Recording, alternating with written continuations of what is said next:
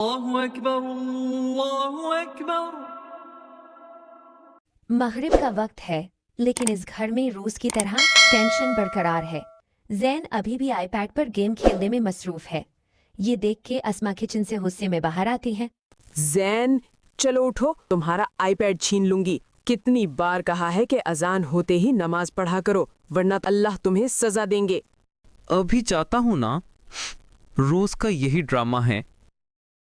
زین غصے میں اٹھتا ہے، مصلی بچھاتا ہے اور بالکل ایکسرسائز کی طرح جلدی جلدی نماز ختم کر کے واپس ٹیب کی طرف بھاگ جاتا ہے۔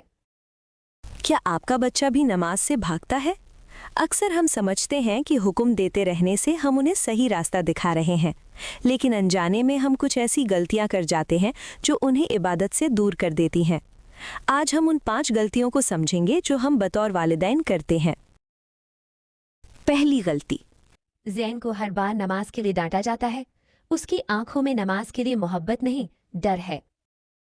ہم اکثر جانے انجانے میں نماز کو محبت کے بجائے ڈر سے جوڑ دیتے ہیں۔ قرآن پاک میں اللہ تعالیٰ فرماتے ہیں، دین میں کوئی زبردستی نہیں۔ سورہ البقرہ آیت 256۔ تو اگر ہمارا بچہ صرف ڈر سے نماز پڑھ رہا ہے تو وہ اس سے سکون کیسے پائے گا؟ نتیجہ، روز اذان کے بعد ہماری یہی جنگ کہ بیٹا نماز پڑھ لو۔ ہم نے تو خود اپنے بچے کو اللہ کی رحمت سے پہلے عذاب سے ڈرا دیا اور اس نے نماز کو صرف ایک بوجھ کی طرح اتار دیا۔ احمد زین کے پاس پیار سے بیٹھتے ہیں۔ زین بیٹا، پتا ہے اللہ ہم سے کتنی محبت کرتا ہے؟ وہ تو 70 ماؤں سے زیادہ پیار کرتا ہے۔ نماز تو اس سے بات کرنے کا ایک خوبصورت موقع ہے، اسے ایسے بے دلی سے پڑھ کے ضائع نہ کرو۔ دوسری غلطی، ڈو ایز آئی سے ناٹ ایز آئی ڈو۔ ایک طرف اسما زین کو نماز کا کہہ رہی ہے اور ساتھ ہی وہ کچن میں کھڑی موبائل سکرولنگ کر رہی ہے۔ زین نماز پہ جاتے ہوئے دروازے سے ہی منظر دیکھ لیتا ہے۔ ہم کہتے ہیں اذان ہوتے ہی نماز پڑھو، لیکن خود اپنے کاموں میں مصروف رہتے ہیں۔ قرآن کی سورہ البقرہ میں اللہ فرماتے ہیں، کیا تم لوگوں کو نیکی کا حکم دیتے ہو اور اپنے آپ کو بھول جاتے ہو؟ آیت 44۔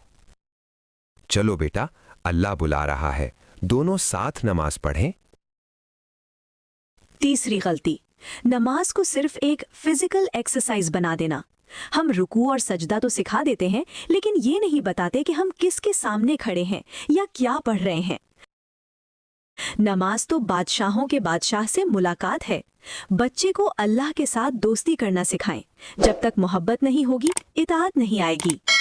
اور ایک اور غلطی، ہمارا اپنے بچے کی مینٹل سٹیٹ کو اگنور کرنا اور اس پہ نماز کو لے کر ہر وقت سوار رہنا۔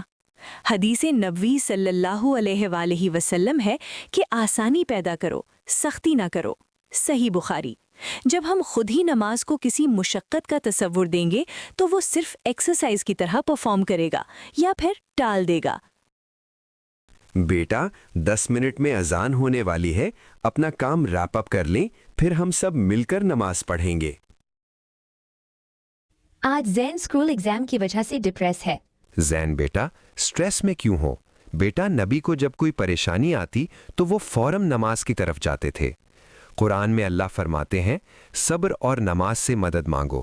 سورہ البقرہ 45۔ باپ اور بیٹا ساتھ مصلی پر بیٹھتے ہیں، سکون سے نماز پڑھتے ہیں۔ نماز کے بعد زین سکون محسوس کرتا ہے۔ بچے کو احساس دلائیں کہ نماز اس کے فائدے کے لیے ہے، اللہ کے فائدے کے لیے نہیں۔ نماز ہر مشکل کا سلیوشن ہے۔ آج پورا گھرانہ مل کر باجماعت نماز پڑھ رہا ہے۔ گھر کے ماحول میں سکون ہے۔ نماز کے بعد احمد فوراً نہیں اٹھتا اور زین کا بھی ہاتھ پکڑ کر بٹھا لیتے ہیں اور مل کے دعا مانگ رہا۔ ہمارے لیے آج کا سب سے بڑا سبق، ہم اپنے بچوں کو نماز کا حکم تو دیتے ہیں لیکن ان کے لیے رو کر دعا نہیں کرتے۔ ہم ان کے سامنے تو چلاتے ہیں لیکن اللہ کے سامنے ان کی ہدایت کے لیے نہیں مانگتے۔ ہمیں حضرت ابراہیم علیہ السلام کی سنت کی اپنانا ہے، جیسے انہوں نے اپنی اولاد کے لیے دعا کی ہے، رب اجعلنی مقیم الصلاۃ ومن ذریتی، یعنی اے میرے رب، مجھے اور میری اولاد کو نماز قائم کرنے والا بنا۔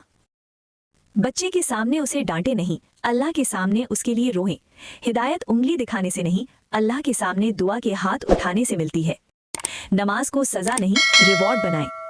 اپنے بچے کو نماز کا عادی بنانے کے لیے اپنا تعلق بھی اللہ سے مضبوط کیجیے۔